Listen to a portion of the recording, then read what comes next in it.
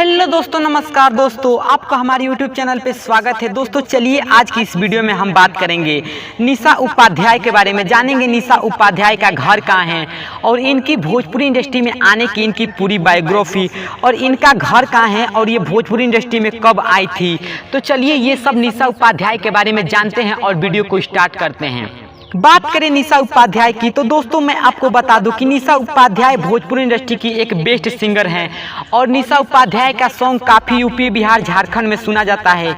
इसके साथ साथ निशा उपाध्याय नेपाल में भी काफ़ी फेमस है दोस्तों, और नेपाल के लोग भी इन्हें सुनना काफ़ी पसंद करते हैं। बता दें कि निशा उपाध्याय भोजपुरी इंडस्ट्री में साल 2017 में आई थी और काफ़ी कम समय में भोजपुरी इंडस्ट्री में इन्होंने अपनी पहचान बना लिया।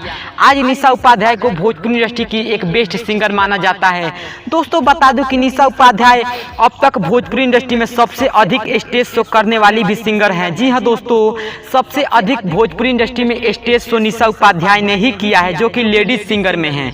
और बता दें कि इनका ज़्यादातर स्टेज शो गोलू राजा के साथ आता है। और बता दूं कि निशा उपाध्याय भोजपुरी इंडस्ट्री में बहुत जल्द मूवी में भी नजर आने वाली है दोस्तों, और इन्होंने मूवी में भी गाना गाने वाली है बहुत जल्द। चलिए बात करते हैं इनके घर के बारे में। तो दोस्तों मैं आपको बता दूं कि निशा उपाध्याय का जो घर है दोस्तों वो बिहार के छपरा जिला में है। जी हाँ, निशा उपाध्याय बिहार के छपरा जिला से बिलोंग करती हैं दोस्तों।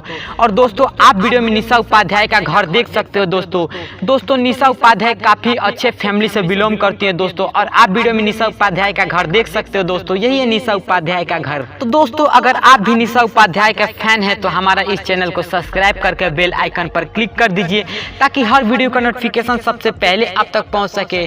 जय हिंद, जय भोजपुरी समाज।